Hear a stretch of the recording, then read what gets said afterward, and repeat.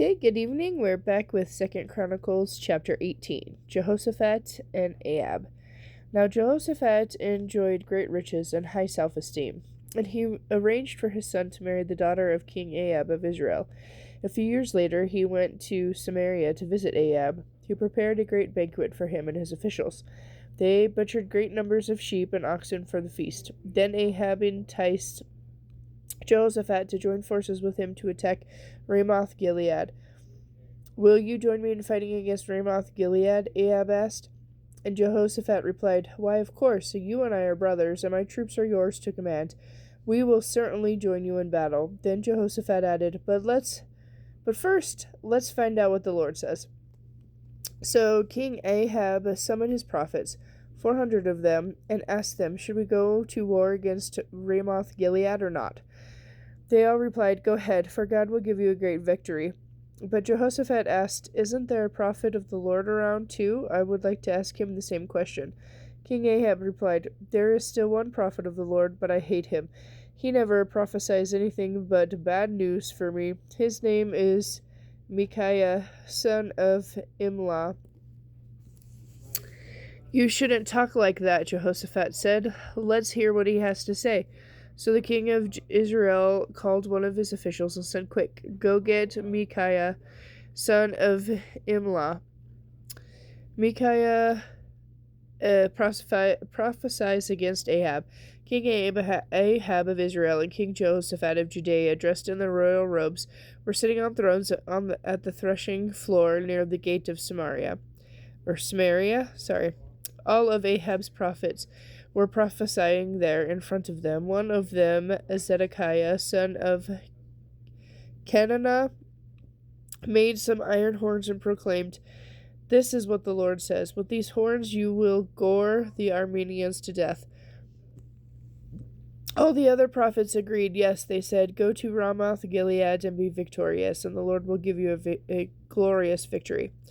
Meanwhile, the messenger who went to get Micaiah,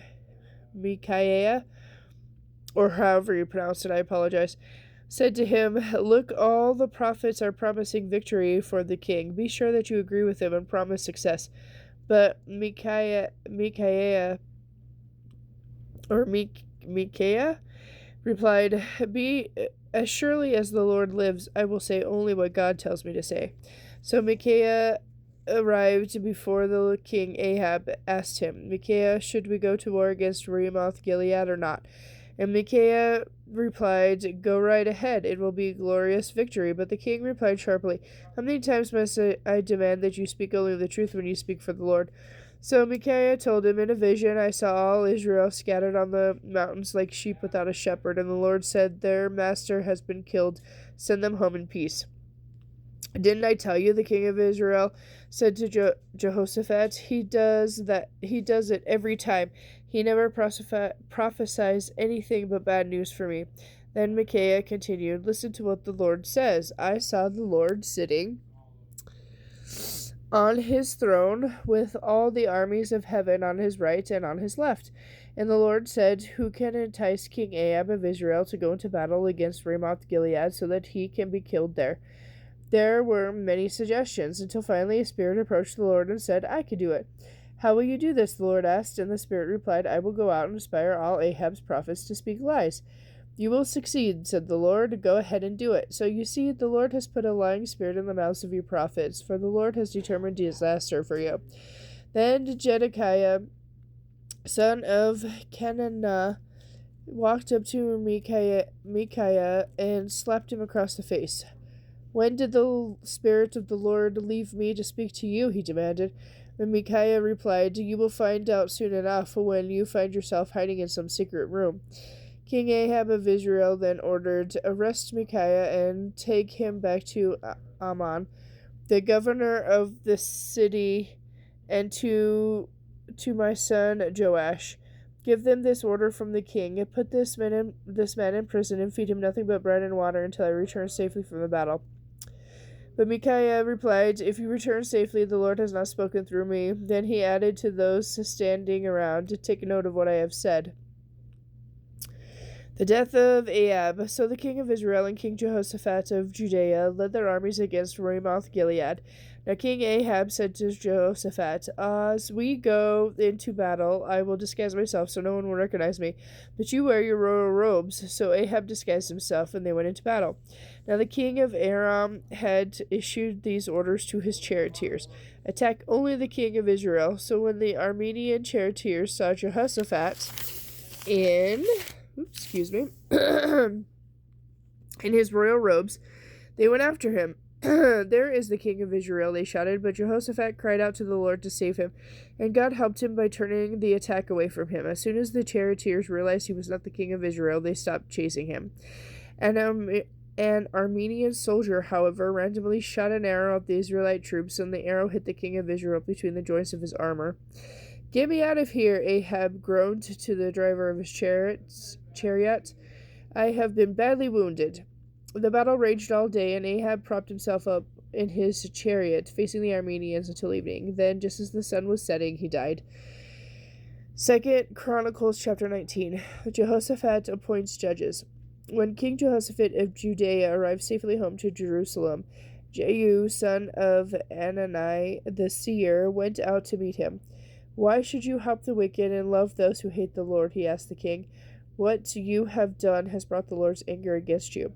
There is some good in you, however, for you have removed the Asherah poles throughout the land, and you have committed yourself to seeking God. So Jehoshaphat lived in Jerusalem, but he went out among the people, traveling from Beersheba to the hill country of Ephraim, encouraging the people to return to the Lord, the God of their ancestors. He appointed judges throughout the nation in all fortified cities, and he gave them these instructions. Always think carefully before pronouncing judgment. Remember that you do not judge to please people, but to please the Lord. He will be with you when you render the verdict in each case that comes before you. Fear the Lord and judge with care, for the Lord our God does not tolerate perverted justice, partiality, or taking the bribes. Jehoshaphat appointed some of the Levites and priests and clan leaders in Israel to serve as judges in Jerusalem for cases concerning both the law of the Lord and civil disputes. These were his instructions to them. You must always attack in the fear of the You must always act in the fear of the Lord with integrity and with undivided hearts.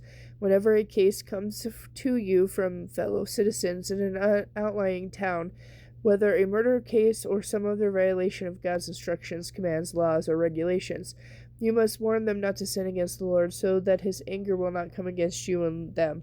Do this, and you will not be guilty. Amara, the high priest, will have final say in all cases concerning the Lord.